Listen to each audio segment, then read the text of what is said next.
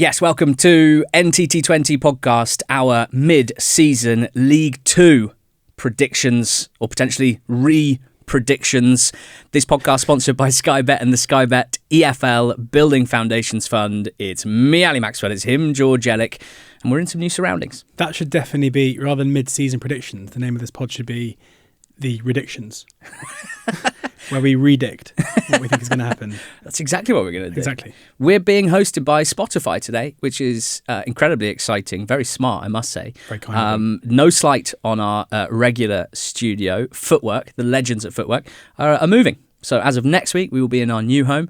This week, we were studioless, and our friends at Spotify very much stepped in. I'm a huge Spotify guy. I don't think Spotify need much of a plug, but it's a hell of an app if you've never heard of it. And we're very grateful that they're housing us for this podcast. It was FA Cup third round weekend. When it comes to League 2, Grimsby got through. They are in the hat for the fourth round. They beat Weston-super-Mare at home.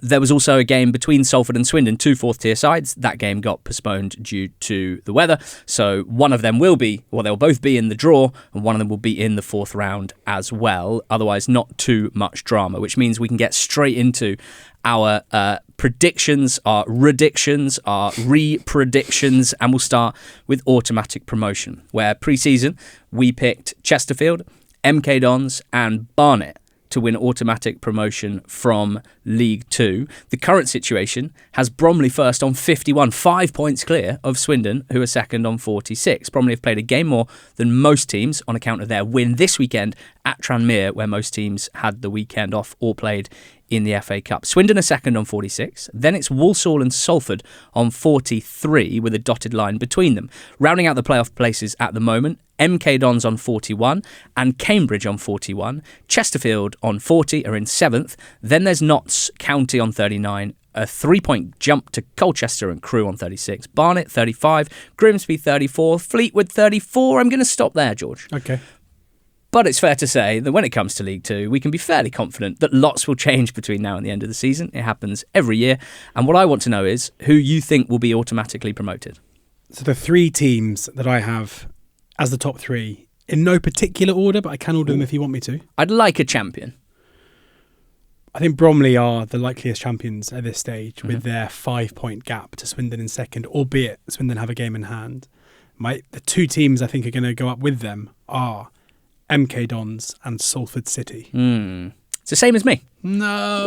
Which is a bad start. Oh, and what's funny about this is, honestly, any other week, possibly even any other day of the season so far, I wouldn't have had Salford in my top three. But they've snuck in. It's good timing on their front, really. And it's a two-pronged reasoning, really. It's Salford's good form. Let's start with that. That has taken them up to fourth. In their last 8 league games, they have got 17 points. That's 2.13 PPG. They're on a very, very good run. They're scoring lots of goals. There's still a slightly chaotic nature to some of their games. They don't keep that many clean sheets. But if you look at the underlying numbers, one thing's very clear. That is that going forward in attack, Salford are absolutely cooking. It's not a huge surprise because Carl Robinson has always been a coach that can coach an incredibly strong attack when he has very good players for the level. That's what he has here with Salford. And that's probably the second angle for me, is that the existing squad is good and I would argue has been looking stronger as the season's gone on. Players like Cisse and Osterfield and Grant in midfield have been excellent. Players like Kelly Namai out wide and just quite a lot of other players have just started contributing pretty consistently to this squad. They have Dan Udo up top and they are adding aggressively in January. Ryan Graydon has signed from Fleetwood.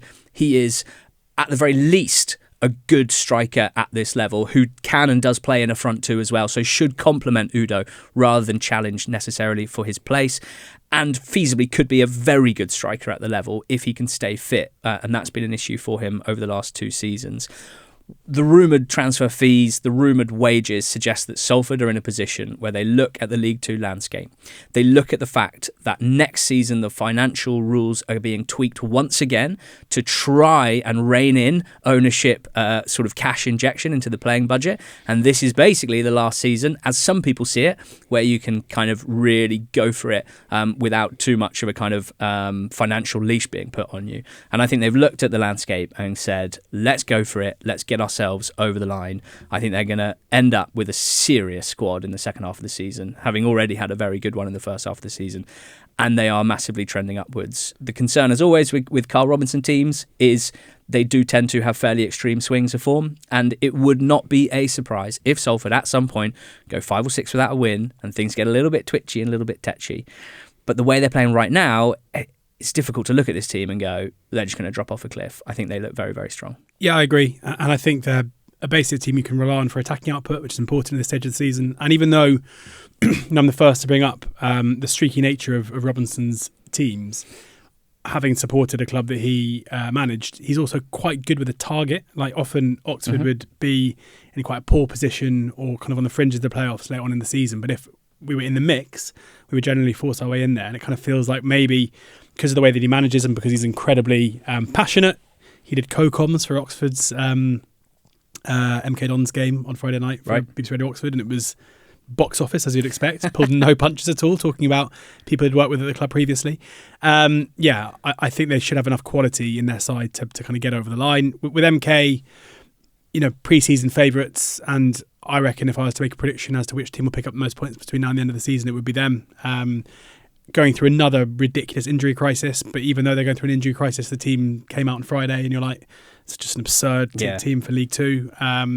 It's in depth where they may be lacking, but players will be coming back. They brought in Ben Wiles, who's a frankly absurd signing for League Two level, someone who even at League One is a very good player, and I think will suit what Warne is trying to do with the team. They've brought in Jay Matete, who frankly is an absurd player at League Two level. He's probably good enough at League One level. And they've got players coming back. So, and the underlying numbers are generally pretty good. It's been like a relatively disappointing start to the season, or first half of the season for them, and they're still in touching distance to the top 3. Yeah. I think they could go on a real run.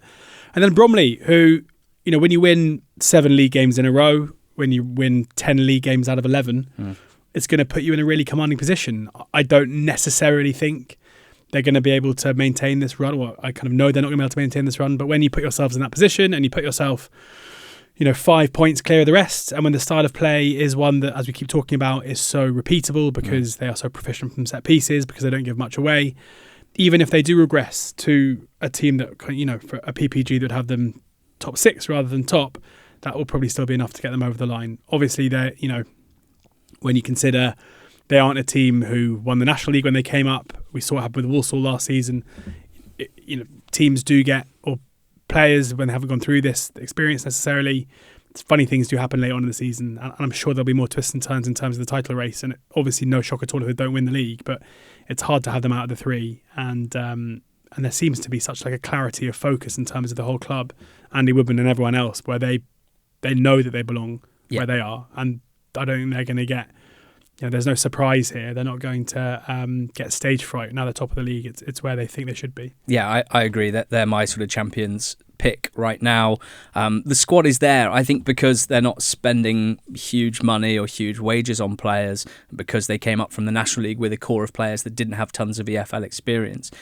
There's a bit of a lag in people sort of catching up, basically, and realising that these are really good players playing really well in League Two, winning, I think it's 11 games out of 12.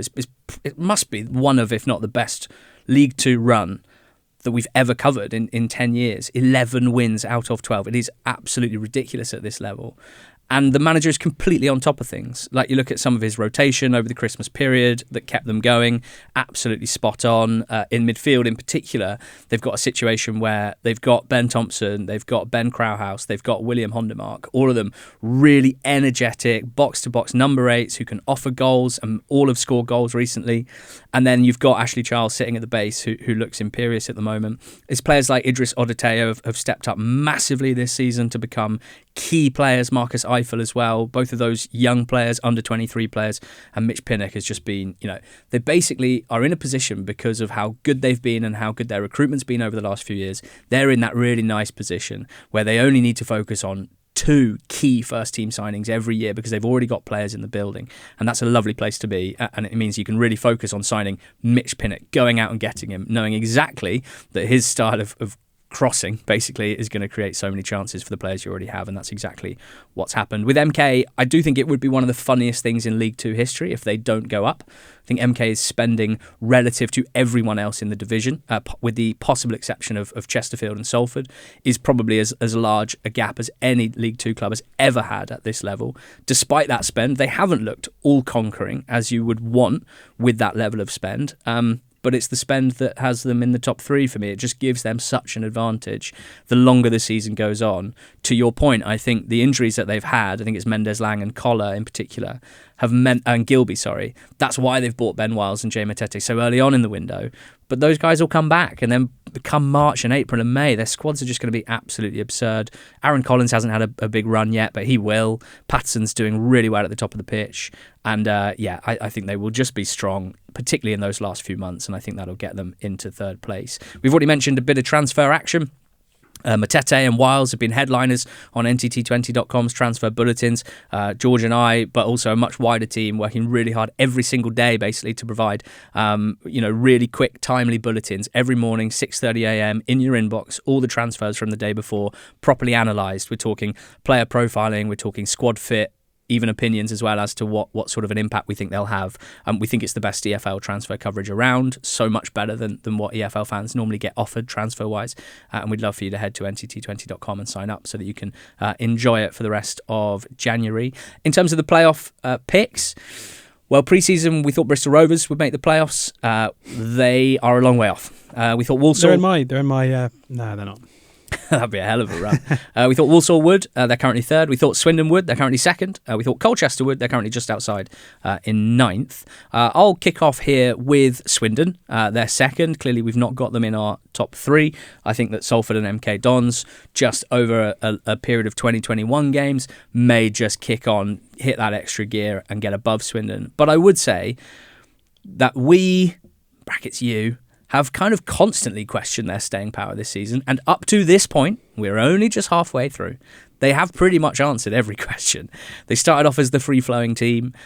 Injury to Harry Smith, they got Ollie Palmer in, didn't waver. They've had a month or two where it's been more of a grind for them. The fixtures got tougher, the pitches got tougher, and they have been grinding out results really, really impressively. So, it's not necessarily a case that I think they'll suddenly drop off a cliff, and I see them as my 4th place team at the moment. But yeah, I do think that they won't make the automatics. I've got Cambridge in there as well, begrudgingly, because we did have a bet a couple of weeks ago about them. You had them top 7, I've got them finishing outside. Exciting. They've conceded 19 goals in 24 games. Like, it's such a platform for a top 7 finish. We know that pretty easily now. And going forward, they're still not particularly exciting, but I'm just less concerned about it than I would have been a month or two ago. So I'll stop there. Those are 2 that I think will make the playoffs, Swindon and Cambridge. Yeah, I've got them both. With Swindon, I've spoken a lot about their difficulty against better teams in the league. But actually, you almost have to flip it and say they are just relentlessly efficient against the poorer teams in the league, where yet they still struggle to pick up points against those in the top end. The 2-0 win against Bromley, the exception, but Bromley weren't top of the league at that point. But from 15th down, they played every team once. Well, let's rephrase it. From 15th down, they've beaten every single team this season. The only game that they didn't win playing is the one they played twice, where they lost to Cheltenham, but then won away from home 2-0. So, not even talking draws, they've won every single game against 15th and down, and that is going to be enough if they carry that on to see them over the line, even if they do struggle against better opposition. Massive game coming up on Saturday for these predictions or redictions between Swindon and Salford, where that's given where they are both in the table now and whatever else, like a Swindon home win there, and you're probably reversing this decision of where we have them right now, because that's a proper 6-pointer.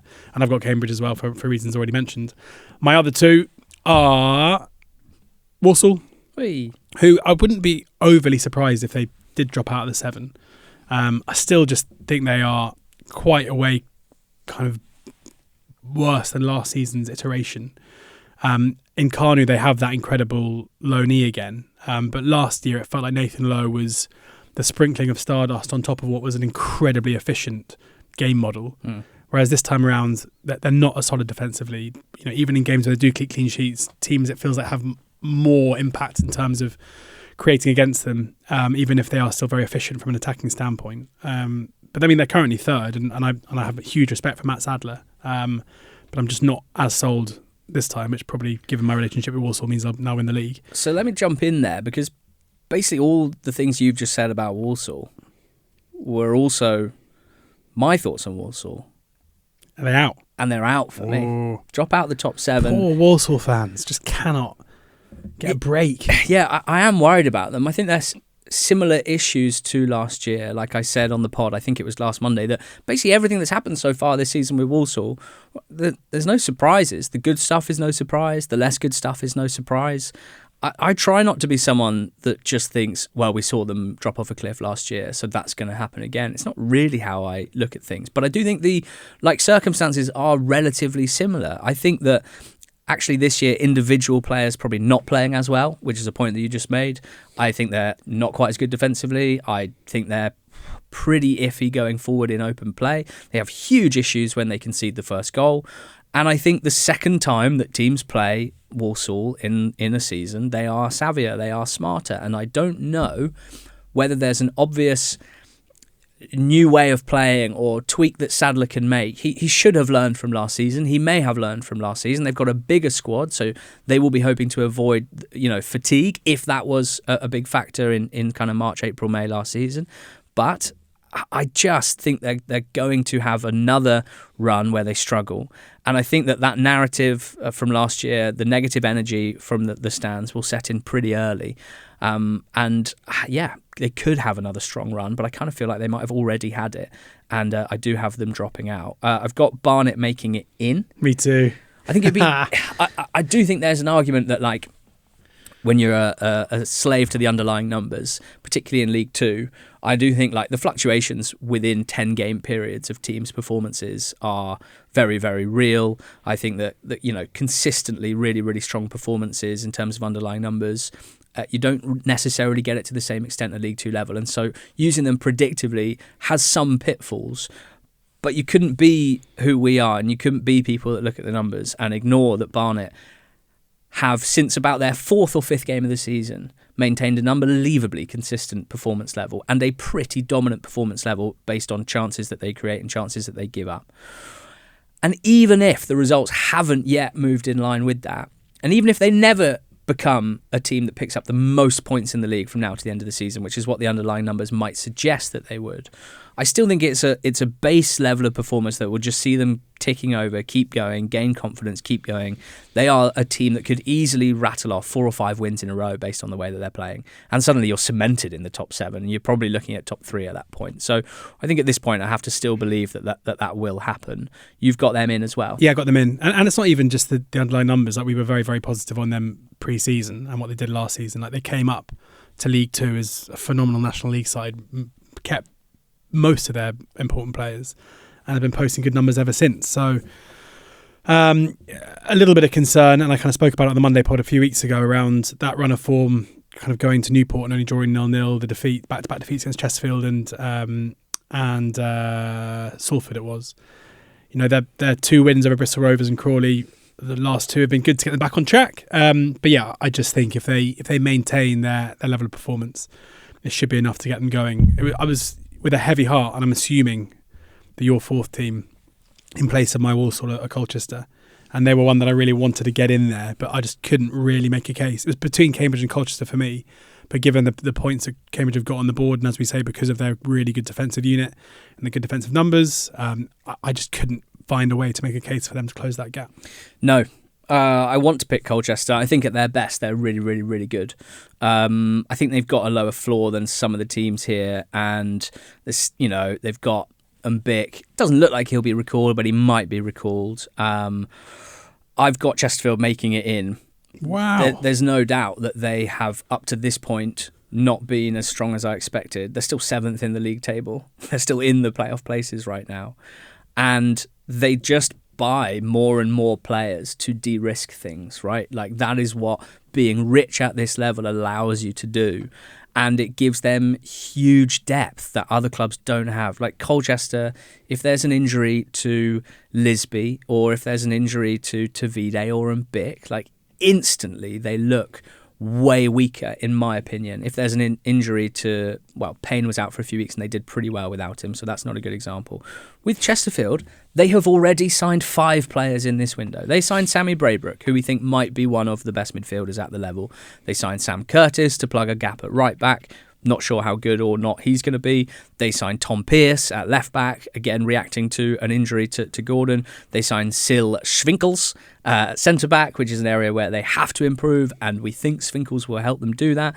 And they signed Freddie Ladapo to probably get like 10 minutes off the bench every now and again when they're losing, which Will Grigg is already kind of in that role. And it's not going to make them unbelievably way better, I don't think, but it certainly isn't going to hurt, and it de-risks things for them. So yeah, I've not been that impressed with Chesterfield this season, but I have a pretty clear idea of how they might get better.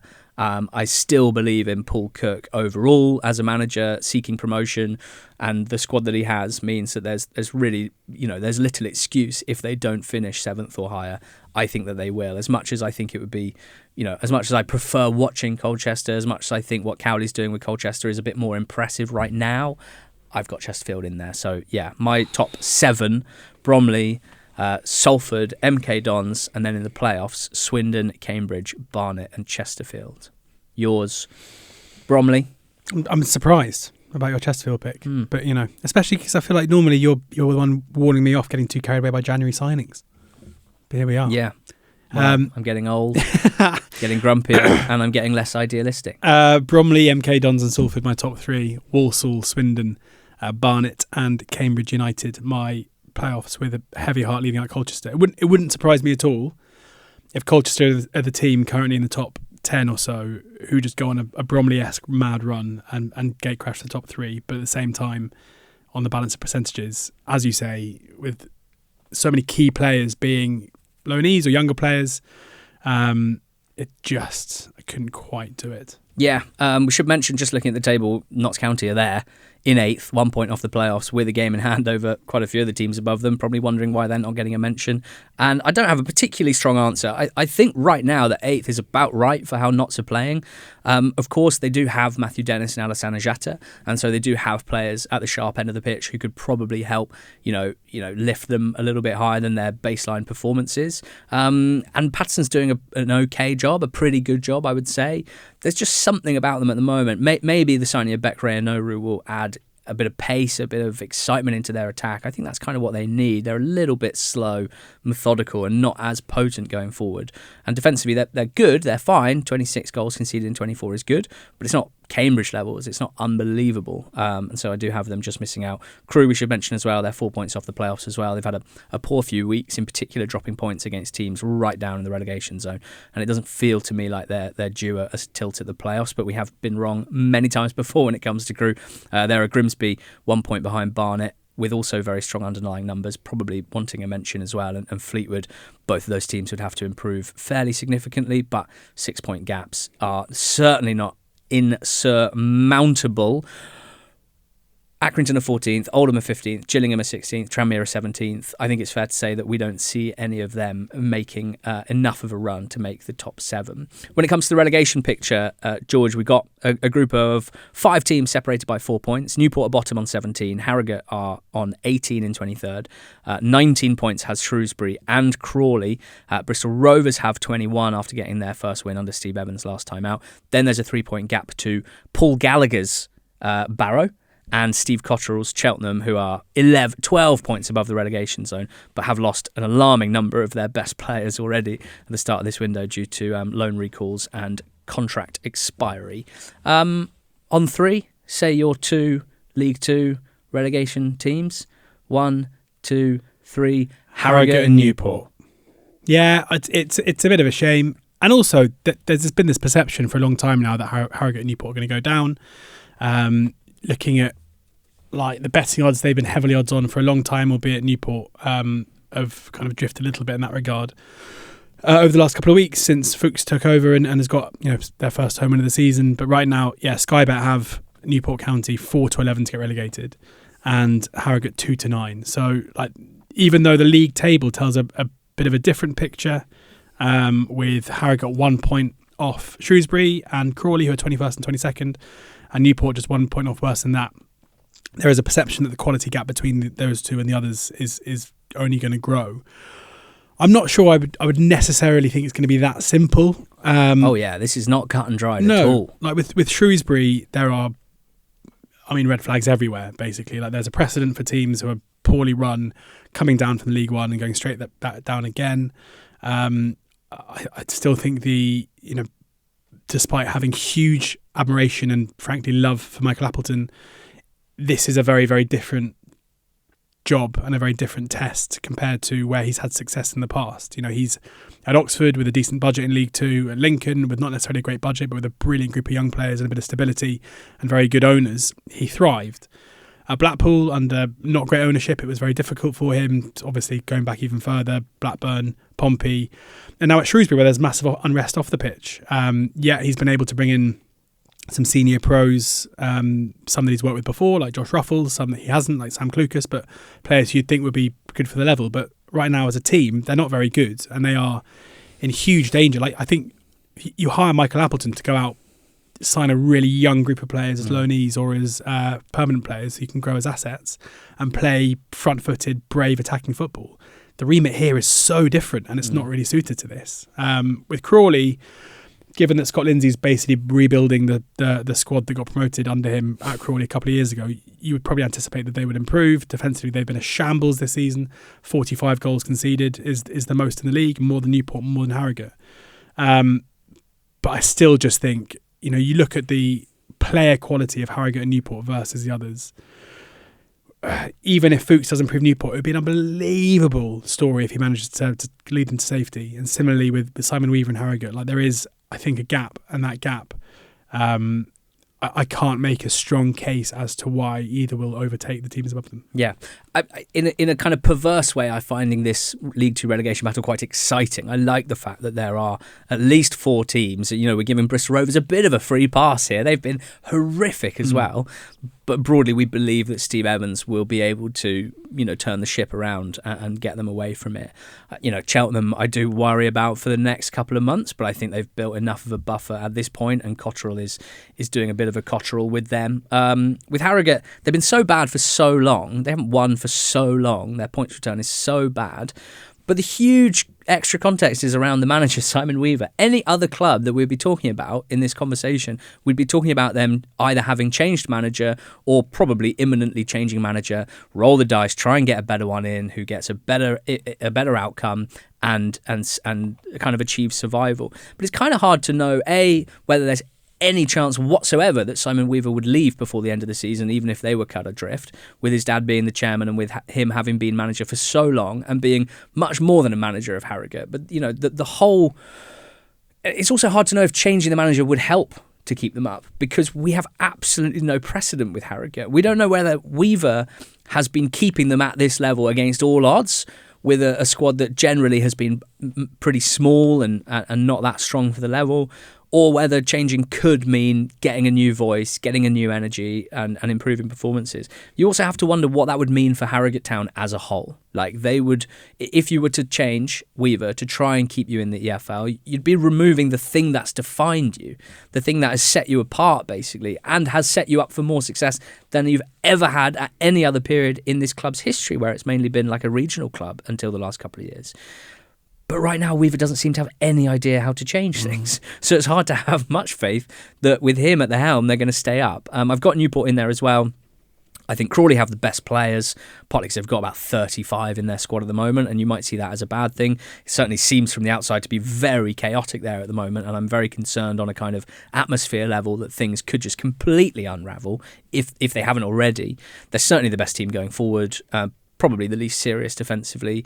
And I think they might have the hardest fixtures as well. I mean, it kind of depends how you look at this. You can either take the PPG of all future opponents, but drilling down a little bit, they've only got 3 bottom half teams to play at home left this season. Newport and Shrews both have 6. If we consider that these teams are all really bad, but that winning home games against bottom 6, bottom 8 teams is where they're more likely to get their points, then Newport and Shrews do have more opportunities. 6 versus Crawley's 3. Shrews are a really poor team, but they are much better than all the rest defensively in this conversation, and I think that means something. And with Newport, realistically, they're not great on either end, and this is a bad time to say this because he might have just started to get more out of them, Fuchs. But when I drilled down, when I analysed, I still don't really buy it, to be honest. And I do think that in terms of squad quality, having lost Braybrook, having a really poor group of midfielders, in my opinion, a style of play that doesn't see them be strong enough defensively, nor a consistent attacking threat, I don't really see them getting any better than they already have been this season, and I think that'll take them down. So Newport and Harrogate, we've both got finishing in the bottom 2 in League 2. But as always, it's such an exciting league. As always, we will get this massively wrong. It'd be really great to hear from you guys in the comments on YouTube, on Spotify. Why not go the whole hog and write down your top 3, your playoff 4, and your bottom 2 as well? We can all have a look back in May and see if anyone's got more than, well, how many predictions is that? 2, 4, that's 9 predictions, is it? That's 3. Yeah. That's 9 predictions. 3, 4, 2. Let's see if anyone can get 6 out of 9 or more. I'd be pretty surprised if anyone does. That's been our Sky Bet League 2 predictions, sponsored by Sky Bet and the Sky Bet EFL Building Foundations Fund. Cheers. Go well.